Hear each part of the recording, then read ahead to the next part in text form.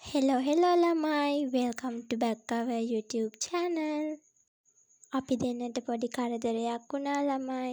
ඒක නිසා මේ දවස් ටිකේම අපි දෙන්න ගෙදරට වෙලා ඉඳපු නිසා අද අපි දෙන්න හිතුවා අපේ හවස් වරුව ගත කරන්න අපේ ගෙවල් ළඟ තියෙන පාක් එකට යන්න ඕන කියලා.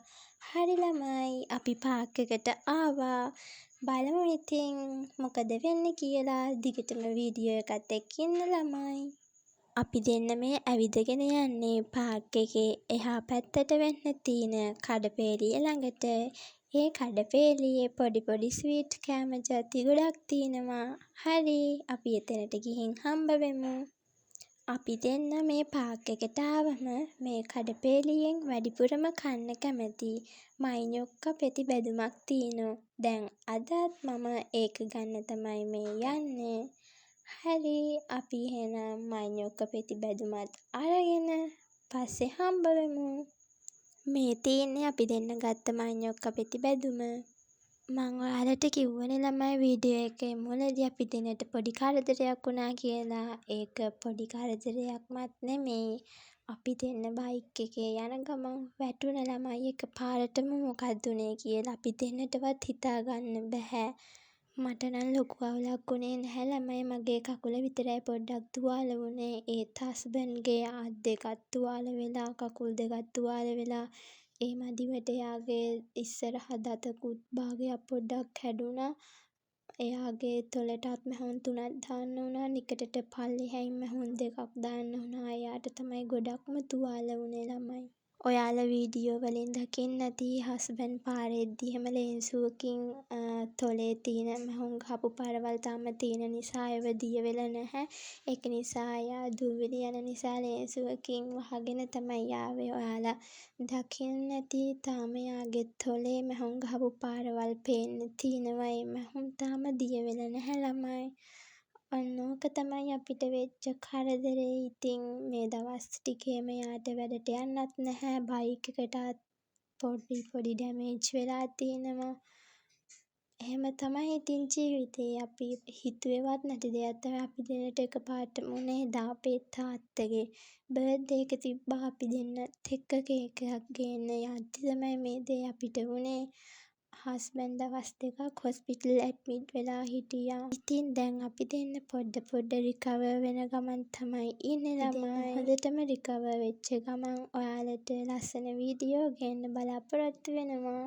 දිගටම වීඩියෝ එකත් එක්ක ඉන්න.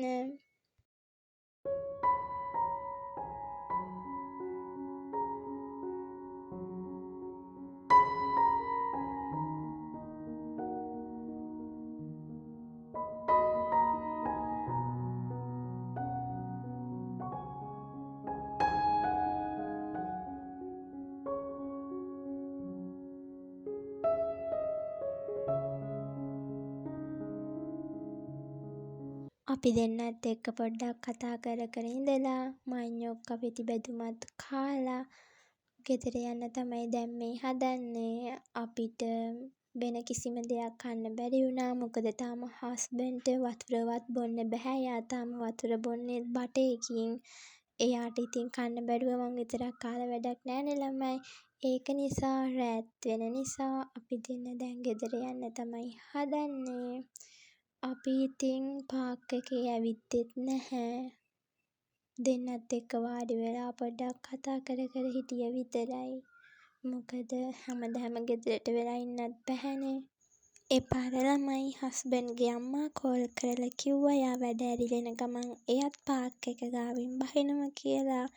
එපාර අපි තුන්දෙනාත් එක්ක පොඩ්ඩක් පාක් එකට වෙලා හිටියා. හරි, දැන් අපි මේ ගෙදර යන ගමන් තමයි ඉන්නේ. පාරට ආවහම රෑට පාක් එක පේන්නේ මේ විදියට. ලස්සනයි නේද ළමයි? ගෙදරට එළවලු පොඩ්ඩක් ගන්න ඕන නිසා අපි එළවලු කඩේට ගියා ළමයි. ඒ කඩේ අල්පොන්සු අඹක් තිබුණා. මේ දැන් හස්බන්ඩ් අඹ තෝරන ගමන් තමයි ඉන්නේ. හරි, අපි එළවලු ටිකයි අඹ ටිකයි අරගෙන හම්බ වෙමු. ළමයි ඔයාලට කියන්න මේ දවස් ටිකේම හස්බන්ඩ්ට හරියට කෑමක් නැහැ. එයා දියර ජාති විතරයි බිව්වේ.